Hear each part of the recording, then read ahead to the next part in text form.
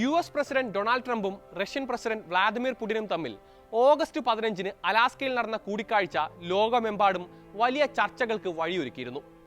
Russia Ukraine വെടിനിർത്തൽ വിഷയത്തിൽ ധാരണയാക്കാനാണ് ചർച്ച നടത്തിയതെങ്കിലും കൂടിക്കാഴ്ചയ്ക്ക് ശേഷം സമൂഹ മാധ്യമങ്ങളിൽ മറ്റൊരു ചർച്ച കൂടി ഉയർന്നു വന്നു. ട്രംപിനെ കാണാനെത്തിയത് യഥാർത്ഥ പുടിൻ ആയിരുന്നോ എന്നായിരുന്നു ആ ചർച്ച.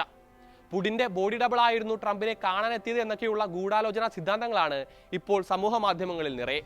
അതേക്കുറിച്ചാണ് ഇന്നത്തെ ഇൻഡെപ്ത് സംസാരിക്കുന്നത്. സ്വാഗതം.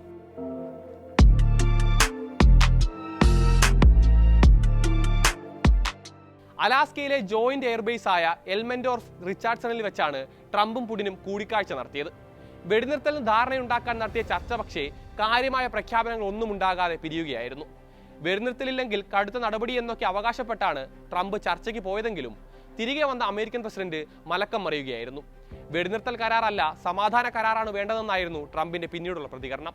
അതിന്റെ ഉത്തരവാദിത്തം യുക്രൈന്റെ മേലാണെന്നും അദ്ദേഹം പറഞ്ഞു. ഇതെല്ലാം ഒരു വശത്ത് നിൽക്കവെയാണ് ട്രംപിനെ കണ്ടത് പുടിനല്ല, അദ്ദേഹത്തിന്റെ അപരന്മാരിൽ ഒരാളാണെന്ന ചർച്ച സമൂഹ മാധ്യമങ്ങളിൽ ഉയർന്നത്. ചില നിരീക്ഷണങ്ങൾ കൂടി ചേർത്താണ് ഈ അവകാശവാദം പലരും ഉന്നയിക്കുന്നത്.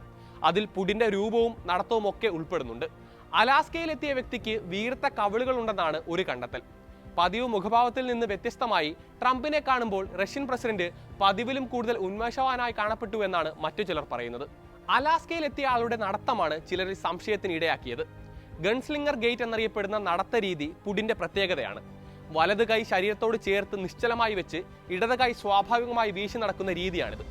ഇത് അനുകരിക്കാൻ പ്രയാസമാണെന്നും ഈ കൂടിക്കാഴ്ചയിൽ നടത്ത രീതി വ്യത്യസ്തമായിരുന്നുവെന്നും ചിലർ അവകാശപ്പെടുന്നുണ്ട്.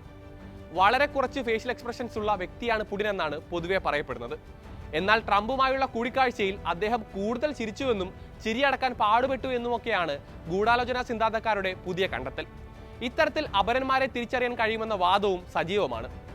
അപരന്മാർ എന്ന ആശയം റഷ്യൻ രാഷ്ട്രീയത്തിൽ പുതുമയുള്ളതല്ല. തന്റെ സുരക്ഷയ്ക്കായി പ്രസിഡന്റ് അപരന്മാരെ ഉപയോഗിക്കുന്നുവെന്ന അഭ്യൂഹങ്ങൾ നേരത്തെ തന്നെ നിലവിലുണ്ട്. എന്നാൽ ഈ ആരോപണങ്ങൾക്ക് ഔദ്യോഗികമായ ഒരു തെളിവുകളും ലഭ്യമല്ല. ആകെയുള്ളത് സമൂഹ മാധ്യമങ്ങളിൽ ഇത്തരത്തിൽ ഉയർന്ന നിരീക്ഷണങ്ങൾ മാത്രമാണ്. പുടിൻ പൊതുവേദികളിൽ അപരന്മാരെ ഉപയോഗിക്കുന്ന ആരോപണം പലപ്പോഴും ഉയർന്നു വന്നിരുന്നു. പുടിന് ഒന്നിലധികം അപരന്മാരുണ്ടെന്നും പരമാവധി സാമ്യം തോന്നിപ്പിക്കാൻ ഇവർ പ്ലാസ്റ്റിക് സർജറിക്ക് വിധേയരാകുന്നുവെന്നും ഒക്കെ പറയപ്പെടാറുണ്ട്. ചിലർ പറയുന്നത് അലാസ്കയിൽ പ്രത്യക്ഷപ്പെട്ടത് പുടിന്റെ 5ാമത്തെ അപരനാണെന്നാണ്. അതേസമയം ഈ കൂടിക്കാഴ്ചയിൽ കണ്ടത് പുടിൻ തന്നെയാണെന്നാണ് ബോഡി ലാംഗ്വേജ് വിദഗ്ധയായ ഇൻബാൽ ഹോഗ്നിമാന്റെ അഭിപ്രായം. പുടിന്റെ പ്രസിദ്ധമായ ഗൺസ്ലിംഗർ ഗേറ്റ് ഈ കൂടിക്കാഴ്ചയിലും വ്യക്തമായിരുന്നുവെന്നും അവർ ചൂണ്ടിക്കാട്ടുന്നുണ്ട്.